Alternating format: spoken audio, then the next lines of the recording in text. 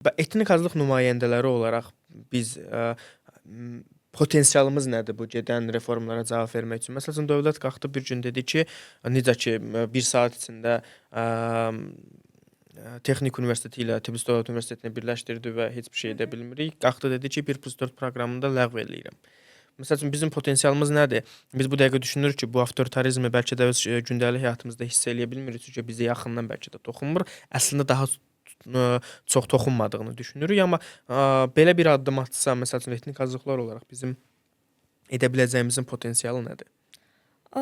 Əgər təbii ki, dediyiniz kimi olursa, 1+4 proqramı ləğv olunursa, bu etnik azlıqlar üçün çox böyük dəyişiklik və mənfiyə dəyişiklikdir.